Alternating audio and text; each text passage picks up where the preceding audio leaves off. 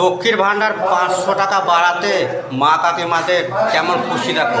500 টাকা বাড়িয়েছে, তার জন্য সরকারকে আমার তরফ থেকে অসংখ্য ধন্যবাদ, কংগ্রাচুলেশন, ধন্যবাদ। কিন্তু না, এই ভিডিওটা আগে দেখে না।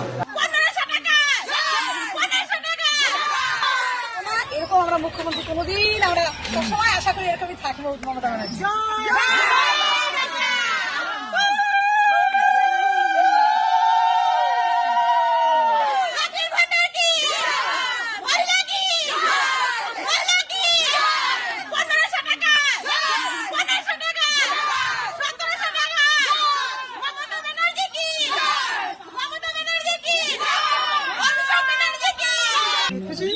দিদিকে আমার অসংখ্য ধন্যবাদ।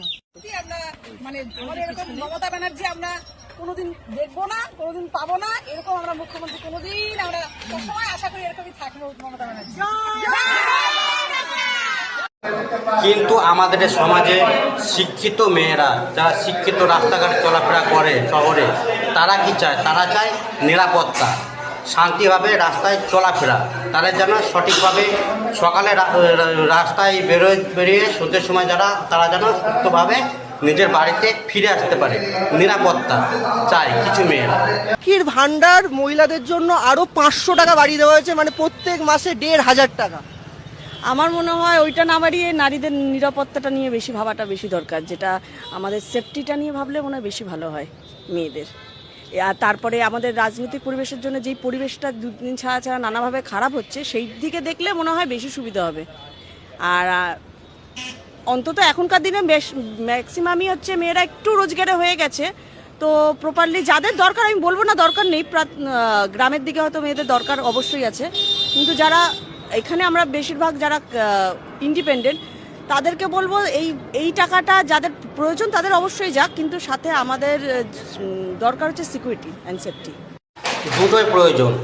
লক্ষ্মী ভাণ্ডার 500 টাকা বেড়ে 1,500 হয়েছে, তার জন্য সবাই খুশি, আমিও খুশি।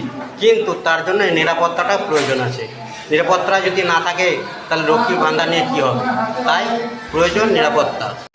সমাজের শিক্ষিত মেয়েরা কেমন মন্ত্রী চায় জানো? কেমন মুখ্যমন্ত্রী চায়? এমন কথাটাই শুনতে চায়।